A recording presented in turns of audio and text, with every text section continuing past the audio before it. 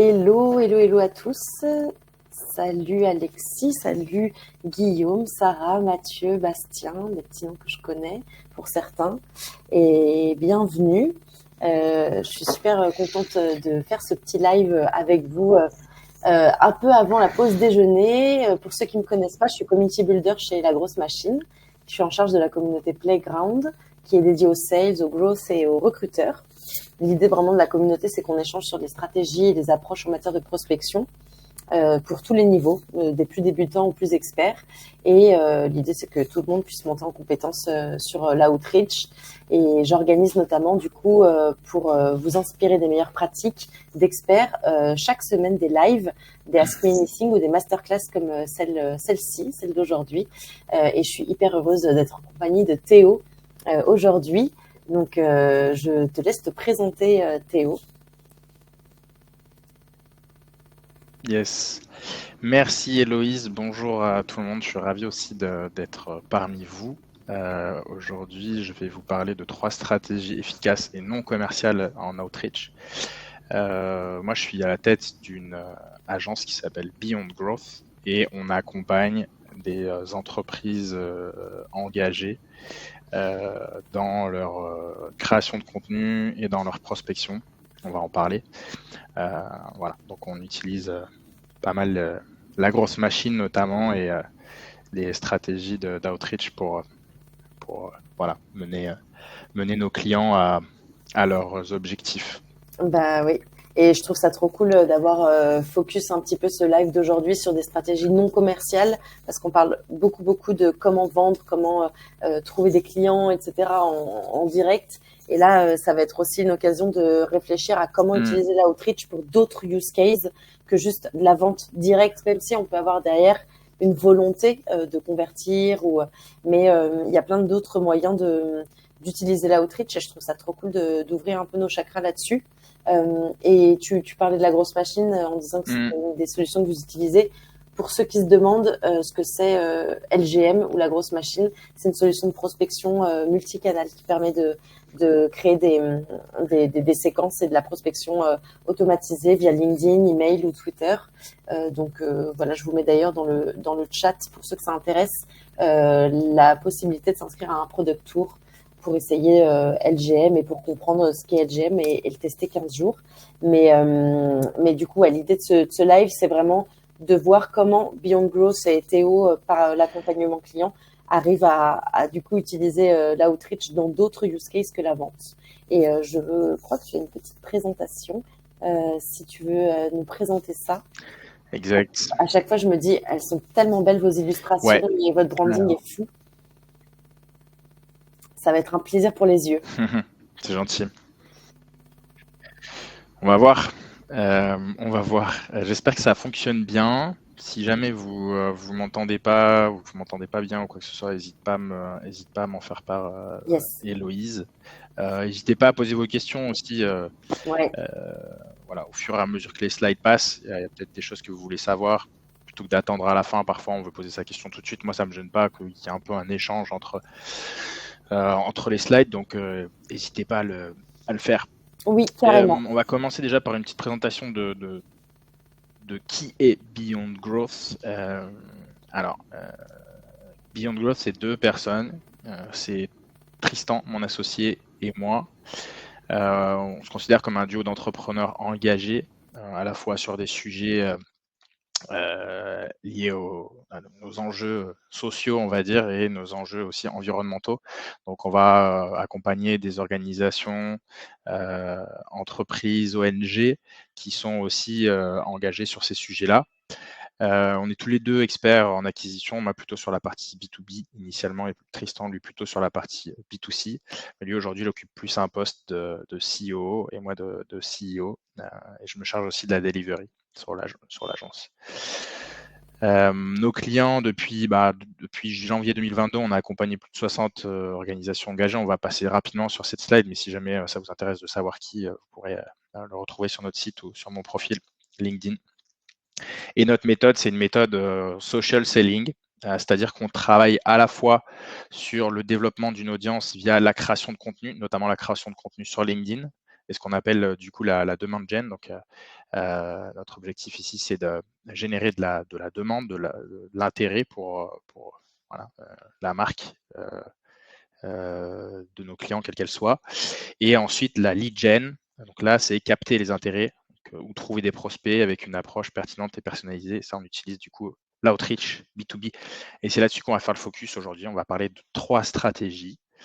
Comme l'a dit Héloïse, c'est des stratégies qu'on peut aussi utiliser dans un processus commercial pour rajouter une étape et donc un peu plus qualifier, on va dire, les prospects plutôt que de but en blanc, souvent quand ils sont froids, essayer d'avoir un engagement commercial tel qu'un rendez-vous, par exemple, ça peut parfois poser problème. Et c'est vrai que l'outreach, c'est de plus en plus difficile. Donc, au lieu de pousser vers un rendez-vous tout de suite, on va essayer de trouver d'autres manières de faire. OK. J'avais envie de vous partager ça, les 6 facteurs de succès en outreach qu'on détermine. En fait, vous allez voir là dans les exemples que je vais vous partager, les cas d'usage. Les entreprises qu'on a accompagnées, ils sont assez bons sur ces 6 piliers.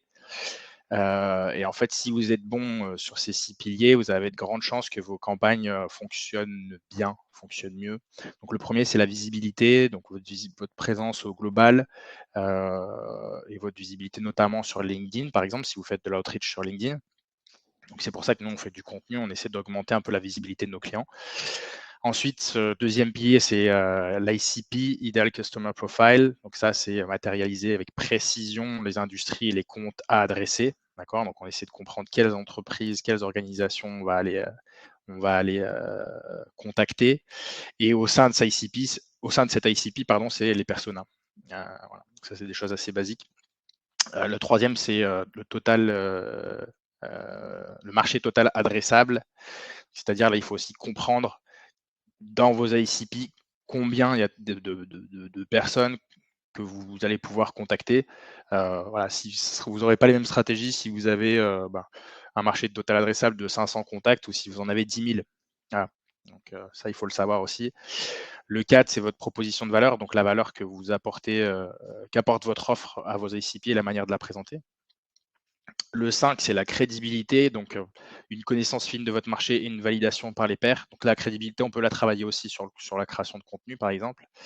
Mais voilà, par exemple, il y a pas mal de personnes dans la communauté Playground, de la grosse machine, qui travaillent leur crédibilité parce qu'ils partagent beaucoup de valeur sur cette communauté et ils montrent que ils connaissent leur sujet.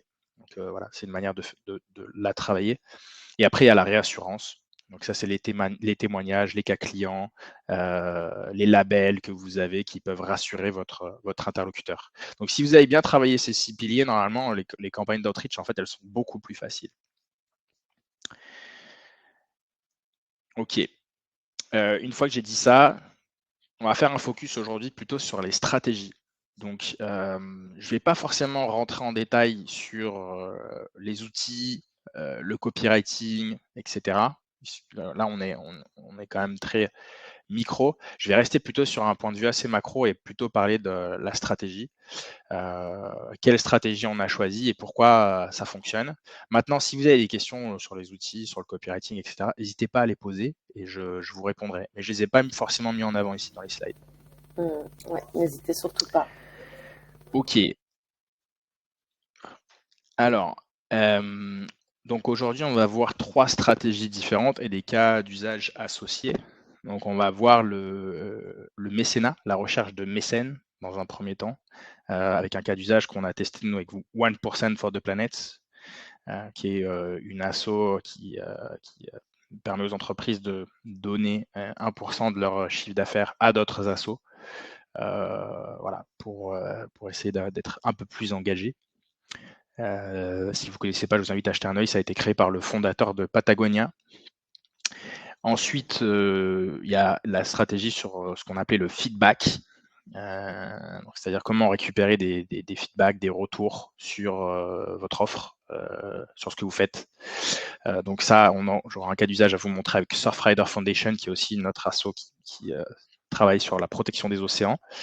Et ensuite, le dernier, et ça va être sympa aussi de pouvoir discuter avec toi, Héloïse, là-dessus, qui est experte sur ce sujet, c'est la communauté. comment créer une communauté et donc comment utiliser l'outreach pour créer une communauté. Et ça, on verra le cas de Team for the Planet, que je suis sûr que vous connaissez tous aujourd'hui, puisqu'ils font beaucoup de bruit sur LinkedIn notamment. Trop bien. Première stratégie, donc, chercher des mécènes avec 1% for the Planet. L'objectif ici, c'est de convaincre des entreprises de rejoindre le 1%, donc de donner 1% de leur chiffre d'affaires à cette association pour qu'ils soient ensuite dispatchés dans d'autres assos qui ont besoin de ces fonds-là. Donc, auprès de qui on va aller chercher des mécènes? Donc là, l'idée, pour 1%, globalement, tout le monde peut adhérer au 1%. Nous, on est membre du 1% for the Planet. Et vous avez peut-être vu d'ailleurs ce logo sur certains produits que vous achetez. Voilà, c'est des produits souvent cosmétiques ou des produits alimentaires, etc. Et donc en fait, s'il y a ce logo, c'est parce qu'ils ont donné 1% de leur chiffre d'affaires et donc ils sont autorisés à afficher ce logo pour montrer leur engagement. Donc qu'est-ce qui a été intéressant pour 1% sur ces campagnes-là? C'est d'aller chercher justement des boîtes dans ces secteurs-là, cosmétiques, retail, food, des boîtes qui peuvent afficher le logo sur leurs produits. Donc voilà, sur ICP, on s'est concentré là-dessus en France, et des boîtes, si possible, avec plus de 25 millions de chiffre d'affaires. Voilà. Ce qui fait que globalement, donner 1% de 25 millions, on est à minimum 250 000 euros par an. Donc pour eux, c'est des gros poissons. Donc là, on est sur des campagnes qui sont quand même assez quali. Et le persona, c'est les responsables RSE de ces marques qui cherchent toujours un moyen de montrer leur engagement, de s'engager plus, de le montrer aussi. Et voilà, de trouver de nouvelles opportunités d'aller travailler avec des ONG. Ok. Quel résultat? Ici, on a donc contacté, comme je vous le disais, peu de structures. Donc on est à peu près sur 300 structures, 300 responsables RSE dans ces structures contactées pour environ une soixantaine de réponses. Des intérêts, on en a 20 et des deals, on en a 3 qui sont en cours. Enfin 3 qui ont été signés et 6 ou 7 qui sont encore en cours. Sachant qu'en fait, on est sur plusieurs millions d'euros en jeu là-dessus. Donc voilà, c'est plutôt des très bons résultats pour 1% for the Planet. Et en fait, la stratégie, elle est un peu innovante parce que ces assos, elles n'ont pas l'habitude d'aller chercher des mécènes en utilisant l'outreach. Et donc, voilà, le fait de pouvoir leur proposer cette solution, on a vu que finalement, ça pouvait fonctionner. Ça nous a permis aussi d'aller travailler avec d'autres assos. Est-ce que vous avez des questions déjà un petit peu là-dessus? Pour l'instant, il n'y a pas de Peut-être sur mais ouais, les messages qu'on a envoyés. Ouais, moi je veux bien connaître un petit peu le séquençage qui avait été imaginé pour les toucher. Ouais. Alors, nous, on est sur des campagnes qui sont relativement simples. Donc, en termes de séquençage, généralement, on est plutôt sur 2 ou 3 messages, à la fois par email et à la fois sur LinkedIn. Et les messages, ils sont très simples. Donc là, ici, en gros, on a fait un icebreaker. L'icebreaker est quasiment tout trouvé parce que tout le monde en RSE connaît 1% for the Planet. Donc l'idée, c'est leur discuter de thématiques qu'on pourra avoir en commun avec les responsables RSE. Donc c'est assez simple parce que c'est des gens qui généralement sont intéressés par l'engagement et comment engager plus leur boîte, etc. Voilà. La copie, elle est super simple. Voilà. Et il y avait du coup une stratégie de segmentation par compte où vous avez trouvé les mécènes parce que vous saviez exactement qui vous vouliez aller chercher, ou il y a eu un travail de segmentation au préalable? Ouais, la segmentation, comme j'expliquais ici, elle s'est faite sur les secteurs. Donc, tu vois, on était plutôt sur la cosmétique, retail, food, des secteurs qui pouvaient des boîtes qui ont des produits physiques sur lesquels on peut afficher notamment le 1%.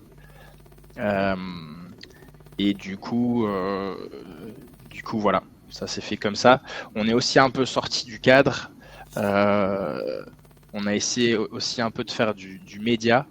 Et il y a un partenariat notamment qui a été signé avec M6. Donc au-delà même des résultats de cette campagne-là, en fait, et c'est vrai dans l'outreach en fait en soi, et surtout quand on fait d'une stratégie qui n'est pas commerciale, on peut s'attendre à des résultats qui ne sont pas espérés, notamment des partenariats par exemple, qui sont débloqués, alors que c'était pas forcément l'objectif de la campagne initiale. Bien sûr. Ok. Pour l'instant, pas de questions. Je pense qu'on peut avancer. Ok. Donc la prochaine stratégie, c'est ce que j'ai appelé le plaidoyer dans le cadre de Surfrider Foundation, mais aussi comment récupérer des feedbacks. Et peut-être que tu peux d'ailleurs donner un avis là-dessus aussi, Héloïse, parce qu'en soi, en fait, cette stratégie, ça peut aussi fonctionner si vous avez un produit sur lequel vous voulez récupérer du feedback. Nous, ça a fonctionné avec nous, par exemple, au début et à des phases assez stratégiques de Beyond Growth, où on va essayer de demander à nos cibles si elles peuvent nous donner du feedback sur ce qu'on fait, en leur disant qu'on fait de la user research. Et ça, en fait, ça permet d'avoir des appels, de récupérer effectivement des feedbacks et des verbatims intéressants pour modifier son offre. Mais aussi, du coup, voilà, commencer à débloquer potentiellement des collaborations commerciales. Voilà, puisque en fait, les personnes, elles ont, on va dire, on a mis un pied dans la porte avec cette approche, et ensuite, on peut aller un petit peu plus loin parce que la connexion et la relation, elle a été créée, quoi. Donc là, dans le cas de Surfrider, on était plus sur un objectif de plaidoyer, c'est-à-dire comment visibiliser une cause, d'accord. Donc l'objectif, c'était de faire participer des experts de l'océan à une convention citoyenne européenne. Donc là, comme vous le savez, en juin, on va avoir les nouvelles élections européennes, là, des députés européens. Et en fait, l'idée de cette campagne, c'était de pouvoir faire participer des experts de l'océan pour qu'ils puissent donner leur avis sur l'océan aux députés et leur donner des idées pour œuvrer sur la protection de l'océan dans leur mandat. D'accord. Ils avaient créé une convention, ce qu'on appelle une convention citoyenne, c'est-à-dire qu'en fait, c'est une espèce de formulaire où on peut voilà, venir ajouter ses idées. N'importe qui peut venir ajouter ses idées, notamment les experts de l'océan dans ce cas-là. Donc on a targeté sur 5 pays différents en Europe des experts de l'océan. Quand on dit experts de l'océan, c'est des chercheurs, des entrepreneurs, des activistes, etc. Tous les gens qui pouvaient s'apparenter au niveau, à ce domaine-là. Et on leur a fait des campagnes donc dans 5 pays différents avec 5 langues différentes. Et voilà les résultats qu'on a eus. Alors, je ne sais pas si vous allez bien voir. En haut, globalement, voilà le nombre de leads qu'on a eu. On a eu 208 réponses sur 700 contacts pris, ce qui nous fait à peu près un taux de réponse à 30%, 29%. Et on a eu 101 intérêts. Donc globalement, 101 personnes qui ont accepté de répondre à cette convention et qui en a pris contact. C'est-à-dire que voilà, 15% de la base a atteint l'objectif qu'on avait fixé. Voilà, on a aussi fait une répartition donc par pays, bien sûr, et par canal, email et LinkedIn. Voilà, on a eu plus de réponses sur LinkedIn d'ailleurs. Tu as eu des défis en termes de...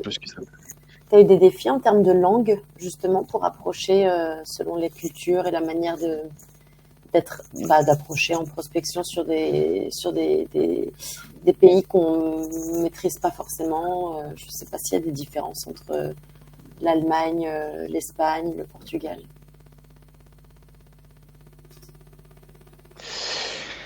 Là, tu vois, ouais, dans les réponses que, en fait, sur l'Espagne et le Portugal, où où les canaux ils sont un petit peu moins développés, on a quand même eu plus de réponses et enfin disons que l'outreach il est un peu moins développé qu'en France La moitié notamment. d'utilisation. On a eu un peu plus de réponses et d'intérêt. L'Allemagne, généralement, il faut faire attention parce que c'est très très encadré. Donc, en fait, il y a très peu d'experts à outreach en Allemagne parce qu'ils sont, c'est pas du tout les mêmes règles qu'en France. T'as pas autant de liberté, on va dire, de faire des campagnes en outreach. Et les Pays-Bas, c'est la même chose, voire pire. Enfin, on le voit d'ailleurs sur les résultats. En fait, disons que les pays d'Europe du Nord, généralement, ils sont. Enfin, peut-être qu'il y a des gens ici qui assistent aussi au live qui pourront nous faire leur retour d'expérience. Mais les pays du Nord sont quand même moins développés en outreach parce que on va dire que c'est moins bien vu déjà, et puis c'est beaucoup plus réglementé. Donc, généralement, les retours sont moins bons. Ok. Il y a une question de Sarah sur le use case juste précédent qui demandait si la stratégie de mécénat, qui peut être d'ailleurs de la recherche de sponsors, elle est adaptable pour des entreprises et comment? Ouais. Bah, tu l'as dit, recherche de sponsors, par exemple, ouais, carrément. Après, ça dépend du business model aussi de la boîte. Par exemple, Time for the Planet est une entreprise. On va en parler juste après. Mais c'est une entreprise qui va aller chercher des actionnaires, donc, comme vous et moi, des gens, enfin des particuliers par exemple, mais aussi d'autres entreprises. D'ailleurs, ils ont fait une campagne il n'y a pas si longtemps là-dessus, pour rejoindre le mouvement, en fait. Donc voilà, si dans le business model, il y a une partie sponsoring ou don qui est possible, dans ce cas, ça fonctionne bien aussi, quoi. Ok. Oui, ça dépend vraiment de l'objectif derrière et si ça s'y prête. Et il y a une petite question de Nicolas sur ce use case feedback. Exactement. Il demande, dans vos campagnes, sur ce use case précis, quels ont été les éléments clés qui ont, pour toi, déclenché la réponse de tes cibles? Est-ce qu'il y avait un CTA? Est-ce qu'il y avait un élément clé dans ton copywriting? En fait, le fait que tu sollicites leur expertise, généralement.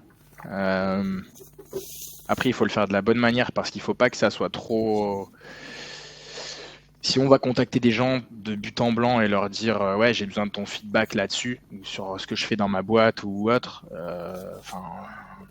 voilà, avec un formulaire qui prend 10 minutes à répondre, tu as très peu de chances que tu aies des réponses. Donc il ne faut pas que ça soit trop engageant pour ta cible. Mais à la fois, en fait, si y a un win pour eux aussi de le faire, ils vont le faire.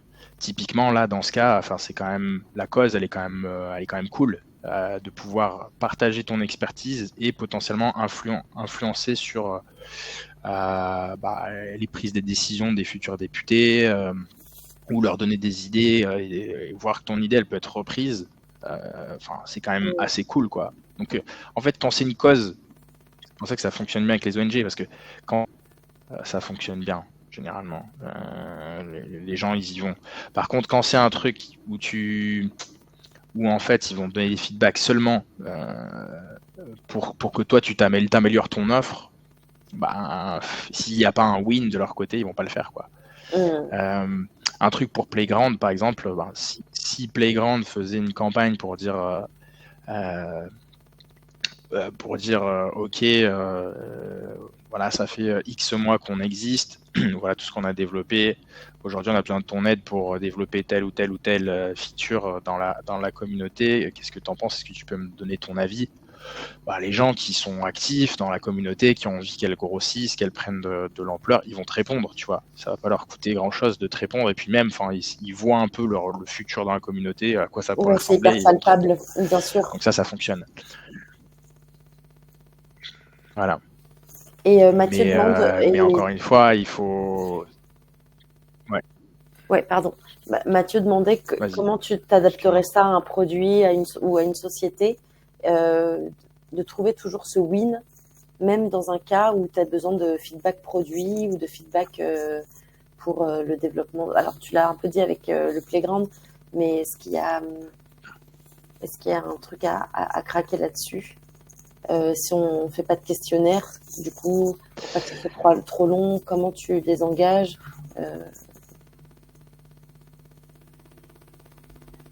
Ouais. Alors, il y a plusieurs éléments de réponse. Nous, ce qui a bien fonctionné avec nous, c'est qu'en fait, avec Beyond Growth, c'est que nos cibles, elles sont quand même, elles trouvent que notre vision, elle est assez cool quand même. De se dire, ben, tu vois, on utilise des techniques du growth pour faire autre chose que du growth business as usual, mais plutôt aider des projets engagés, tu vois. Donc en fait, si on leur parle juste de notre vision et qu'eux, ils peuvent nous aider à y contribuer, etc., et que, globalement, et que on est poli, ils nous répondent et ils sont contents de nous répondre parce que ben, aussi on est dans un secteur, l'impact entre guillemets, où les gens, ben, ils sont un peu plus ok pour s'entraider, quoi. Maintenant, en fait, faut essayer de réfléchir à un win, c'est-à-dire, ben, qu'est-ce que tu peux donner en contrepartie d'un engagement, et ça se teste, quoi. Ça se teste. Ouais. Ça peut être je sais pas si tu as un SaaS, ça peut être des crédits ou des mois gratuits ou autre. Tu vois, vous avez peut-être l'habitude de le faire d'ailleurs, c'est chez la grosse machine quand vous essayez de récupérer un peu aussi du feedback, j'imagine qu'il y a une compensation aussi qui se fait, mais ça peut être, si c'est un produit physique, ben avec abonnement, ben on t'offre les premiers mois d'abonnement. Ça peut être, Ouais, ça il y peut a être plusieurs de manières l'implication de dans le la faire, mais roadmap, ça se teste. des choses un peu plus précises, des rencontres avec la team product s'il y en a que ça intéresse, etc. Ouais. Ouais, un échange de compétences aussi. Ouais. Ouais. Typiquement, dans notre cas, par exemple, ça pourrait être, ben, ouais, j'ai vu que tu postais sur LinkedIn et je pense qu'il y a des trucs que tu peux améliorer. Si tu prends un moment avec moi pour m'expliquer, pour me donner ton avis sur ma future offre, ben moi, je te propose de te faire 1 heure de coaching sur ton contenu LinkedIn pour t'améliorer. Il y a plusieurs choses, Mmh. mais il faut les tester. J'ai pas de réponse définitive là-dessus, quoi. Ouais, ouais, bien sûr. Et est-ce que tu penses qu'il y a d'autres manières de faire que de donner un questionnaire ou jusqu'ici, toi, tu as testé du questionnaire only? Ah ouais. Ah ouais, ouais, il y a plein de manières de faire. Bah là, tu vois, c'était pas vraiment un questionnaire, c'est plus genre un form avec, ben, globalement, vas-y, donne-nous ton nier. Enfin, tu vois, c'est un form simple avec une cellule, quoi, tu vois. Tu peux aiguiller un peu. Nous, c'était pas un questionnaire quand on a fait notre user research, c'était un call, tu vois, de une demi-heure. Il y a plein de manières de faire. Ça peut être juste une question sur le message LinkedIn aussi. Ça, c'est Mmh. vraiment pas trop engageant. Enfin, on pose juste une question, ouais, qu'est-ce que tu penses de ça? Et la personne, en fait, elle peut te répondre assez rapidement. Elle n'a pas besoin de sortir de LinkedIn, elle te répond directement sur le. Mmh. Il y a plein de manières de récupérer du feedback. Ça dépend un peu aussi du niveau d'engagement auquel vous êtes prêt à solliciter votre audience. Disons que aussi, plus vous êtes confiant que votre audience va pouvoir répondre. Donc, par exemple, si c'est des gens qui sont, tu vois, sur le playground, si tu contactes des gens qui sont super engagés sur le playground, qui sont actifs toutes les semaines, etc., bah, tu peux à peu près être sûr que, en fait, si tu leur pousses un formulaire, ils vont te répondre à ton formulaire, même si ça leur prend 5-10 minutes, ils vont te répondre. Ouais. Même, enfin, encore plus loin, on pourrait se dire que tu peux être sûr qu'ils vont prendre des calls avec toi d'une demi-heure, 3/4 d'heure pour répondre à tes questions. Par contre, si c'est des gens qui ont jamais entendu parler de toi, qui ont jamais entendu parler du playground, etc., bah là, tu vas plus te dire, ok, je vais leur faire une question sur LinkedIn pour essayer de comprendre genre, la feature qui leur ferait rejoindre une communauté. Et ça, c'est pas très engageant, tu vois. La personne, t'as peut-être des personnes qui vont pas te répondre, mais t'en as quand même pas mal qui risquent de te répondre. Et à ceux-là, tu leur enverras pas un formulaire ou tu les pousseras pas vers un call direct, quoi. Bien sûr. Ok, hyper clair. Donc voilà, ça dépend du niveau d'engagement avec la boîte. Trop bien. Et d'ailleurs, le cold call pour ce use case un peu feedback, c'est trop bourrin ou on se dit que ça peut être un canal intéressant? Bah, why not? Encore une fois, ça dépend. Si tu leur poses, ça dépend de tout. Ça dépend de plein de choses. Ta cible, est-ce qu'elle est sollicitée, est-ce qu'elle est dispo, etc. Enfin, tu vois, tu as des cibles qui sont sursollicitées et qui vont genre se braquer quand tu vas les appeler. Il y en a qui seront un peu plus ouverts à prendre le temps de te répondre. Et ça dépend du niveau d'engagement. Encore une fois, si tu leur poses 10 questions, 20 questions alors qu'ils sont sursollicités, ils vont pas forcément te répondre et ils risquent même de t'envoyer chier. Mais par contre, si tu leur poses une question, peut-être qu'ils prendront le temps de te répondre, etc. Donc, ça dépend de plein de choses, mais il faudra un cas concret, tu vois, pour que je te réponde avec précision. Ouais. Écoute, c'était une question de Mathieu. Si Mathieu, tu veux donner plus de détails, on pourra y revenir. Et n'hésite pas. Et posez vos questions. N'hésitez surtout pas. Et en attendant, je pense qu'on peut avancer sur un troisième use case. Cool. Donc use case numéro 3, donc stratégie numéro 3, créer une communauté. Ce qui peut aussi être du coup un moyen, et ça va être intéressant du coup de discuter avec toi Héloïse là-dessus, parce que tu vas nous expliquer un peu aussi quel est l'objectif du playground, si tu peux en parler bien sûr. Mais la communauté, ça peut être un moyen d'augmenter, de nurturer ton audience et puis d'augmenter la rétention, et tu peux faire plein de choses en fait avec une communauté. Déjà te faire connaître, en gros tu peux répondre à peu près à toutes les étapes d'un funnel, mais on va y venir. Je vais vous montrer un peu ce que font Team for the Planet. Déjà à savoir, donc là c'est des chiffres que je les reprends à chaque fois sur les nouvelles présentations que je fais sur Team for the Planet, parce que j'ai bossé un peu avec eux, sachant qu'ils ont peut-être évolué encore, parce que ça avance à une vitesse folle en fait ce projet. Aujourd'hui, il y a 135 000 actionnaires chez Team for the Planet. Ça veut dire à peu près 3 000 nouveaux actionnaires chaque mois, donc une dizaine par jour. Et quand je dis actionnaires, en fait, c'est des gens qui donnent à Team for the Planet de l'argent et qui, du coup, rejoignent la société en tant qu'actionnaires. C'est une société commandite par action, SCA. Donc ça, c'est un type de société que je ne connaissais pas avant de connaître Team for the Planet. Et ils peuvent avoir autant d'actionnaires qu'ils veulent. Ça représente à peu près 24 millions d'euros d'actions. Et donc ils gagnent à peu près, on leur donne à peu près 340 000 euros d'actions chaque mois. Sur LinkedIn, ils ont 400 000 abonnés, 410 000. Ça représente à peu près 6 000, en tout cas en 2021, quand j'ai bossé, maintenant ça va être un petit peu plus, mais ça faisait à peu près 6 000 nouveaux abonnés chaque mois.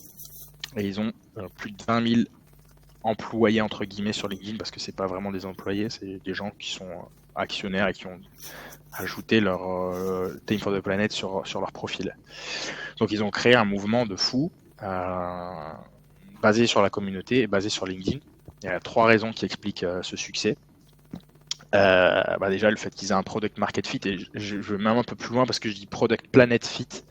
C'est-à-dire qu'en fait, ils proposent des solutions qui répondent à des enjeux concrets de notre planète, avec une expertise assez folle. Et ils ont intégré plein de profils scientifiques à leur approche. Ils ont étudié leur approche à fond. Ils sont 5 entrepreneurs chevronnés. Ils ont bien bossé leur truc. Ensuite, ils sont très forts sur LinkedIn. Ils mettent toute une série de hacks en place. On va en parler juste après. Et enfin, ils font du community-led growth, donc c'est-à-dire que ils grossissent par la communauté, ils mettent beaucoup d'efforts là-dessus, notamment par le biais d'Arthur Aubeuf, que vous connaissez peut-être, qui fait beaucoup de bruit partout, mais notamment sur LinkedIn. Le funnel, du coup, j'en parlais, comment la communauté peut aider sur l'ensemble du funnel. Donc, sur l'acquisition, il y a la partie contenu, notamment personal branding d'Arthur, qu'on va voir partout sur qui va intervenir dans plein de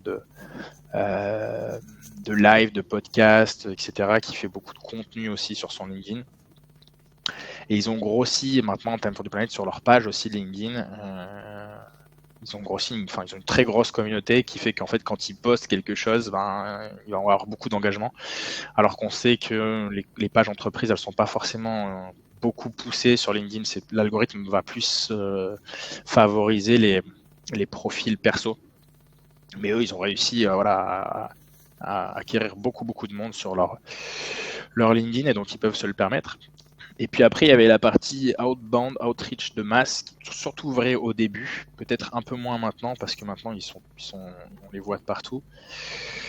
Maintenant, ils font quand même un peu d'outreach, mais sur des campagnes assez précises. Typiquement, en fin d'année, à chaque fois, ils font des campagnes pour un peu express sur la période de Noël et fin d'année pour essayer de récupérer le plus de dons possible à cette période-là. Et donc, à chaque fois, ils font des campagnes un peu sur quelques semaines, pas plus. Mais avant, donc quand ils ont commencé, ils ont fait un outreach de masse et c'est ce qu'on va voir là. Et en fait, tout ça, après, ça amène vers la page LinkedIn dans laquelle ils font des lives et des événements. Et en fait, ils sont tellement calés sur leur sujet qu'avec ces lives et ces événements, ils arrivent à transformer les personnes et à les faire devenir actionnaires. Et donc, c'est des personnes qui ensuite rejoignent leur communauté et leur task force.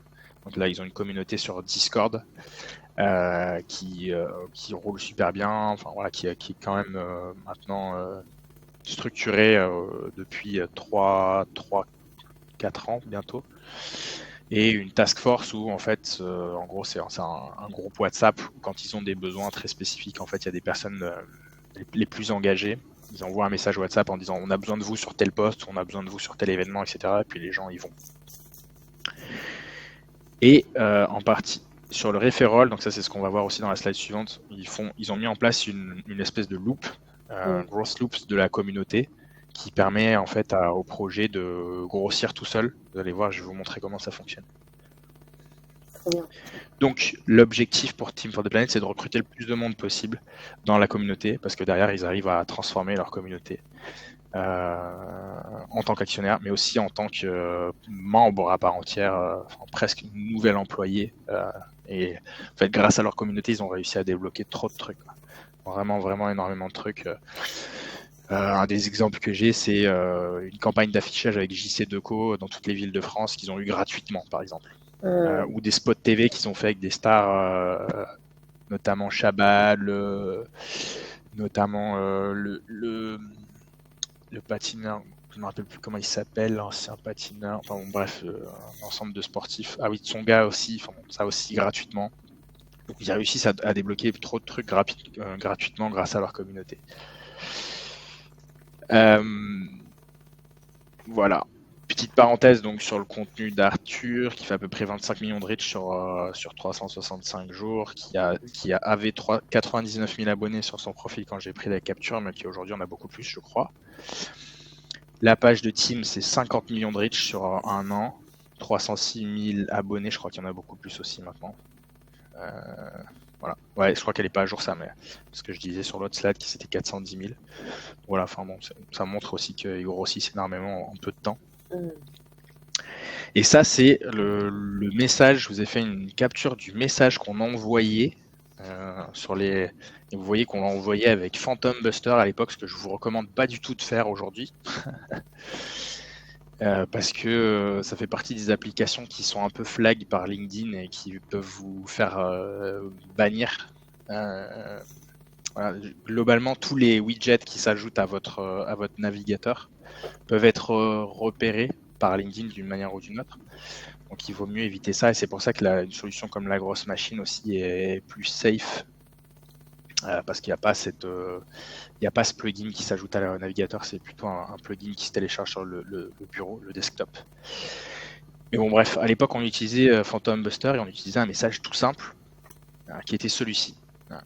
Bonjour First Name, je vois que le développement durable vous intéresse. Nous avons créé Team for the Planet, qui s'appelait Time à l'époque, pour rassembler des millions de citoyens autour de la lutte contre les gaz à effet de serre. On serait ravis de vous savoir dans l'aventure.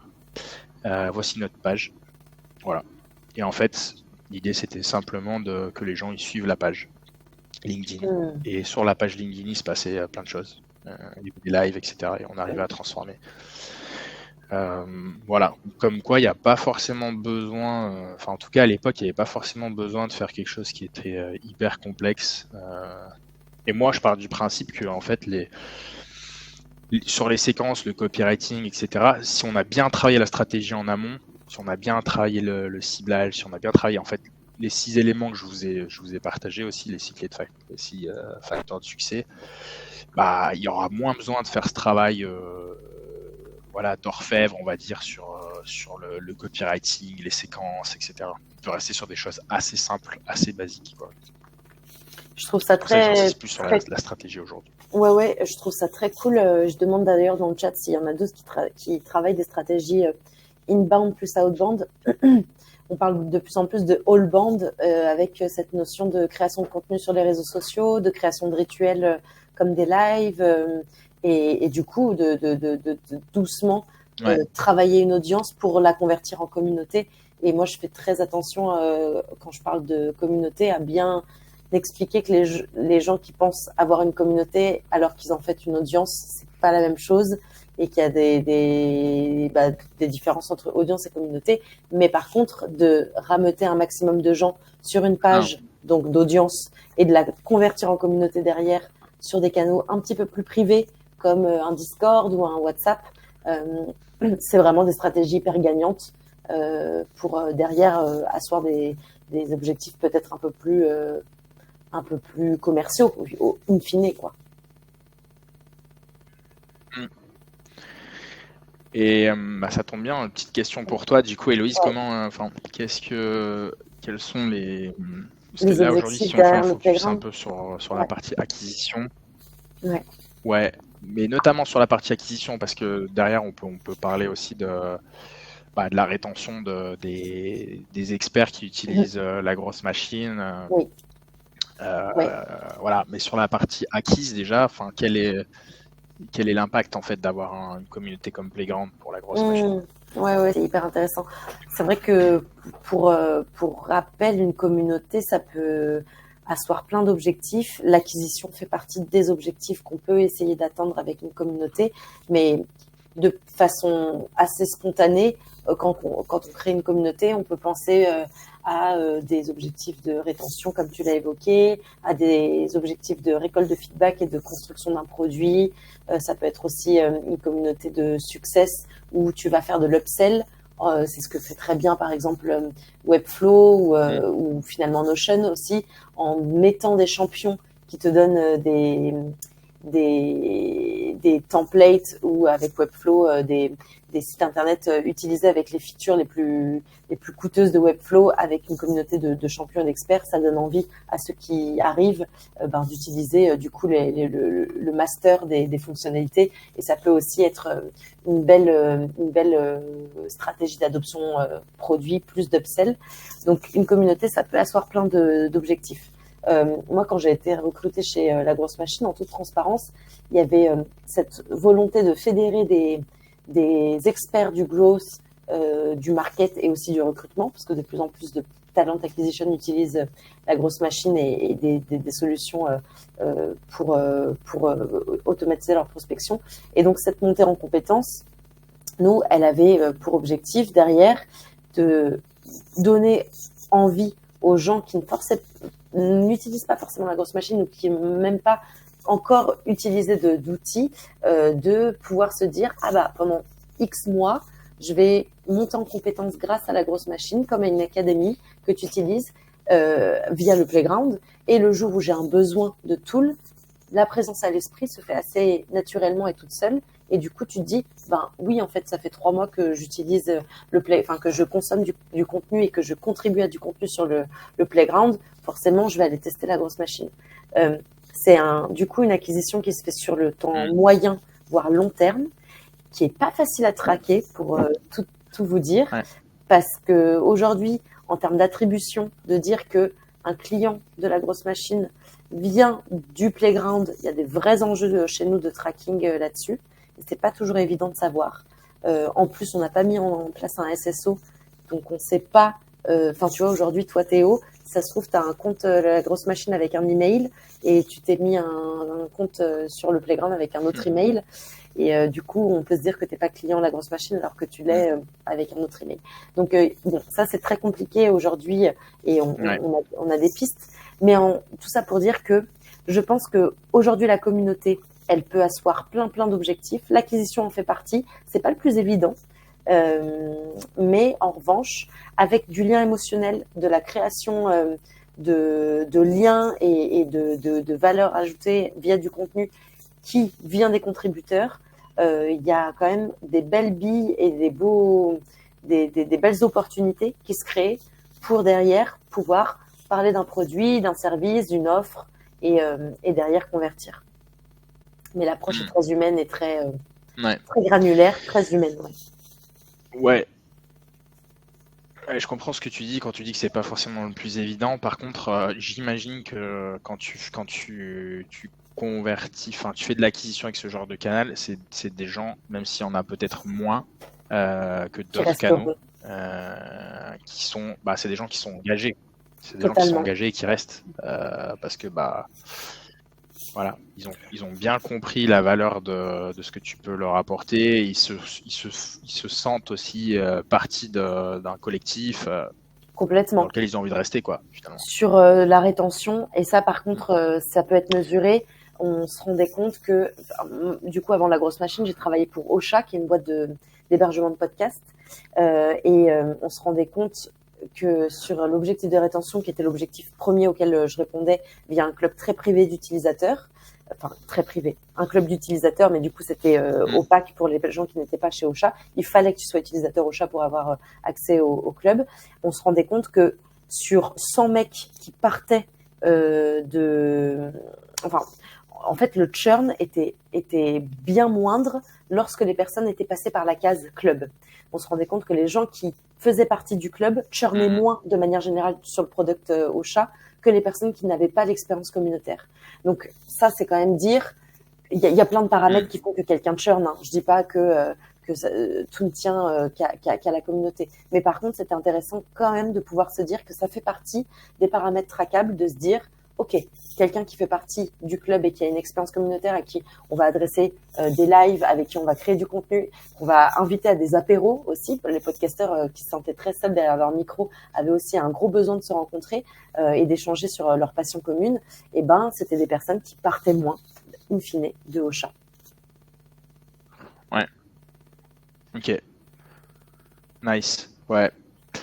Bon à savoir, et pour une petite parenthèse, du coup, pour traquer sur l'acquisition, peut-être ce que vous pouvez faire éventuellement, c'est quand quelqu'un crée un compte sur la grosse machine, avoir simplement 2 questions qui sont est-ce que vous êtes un nouvel utilisateur? Parce que parfois, en fait, tu l'as dit, moi par exemple, j'ai plusieurs comptes sur la grosse machine, mais c'est pas avec mon mail, c'est avec le mail de mes clients. Néanmoins, c'est moi qui suis derrière. Deuxième chose, c'est est-ce que vous êtes déjà dans le playground ou est-ce que vous êtes venu depuis le playground? Ouais. En fait, C'est vrai que cette question, ça peut aussi permettre à des gens qui sont pas venus du playground,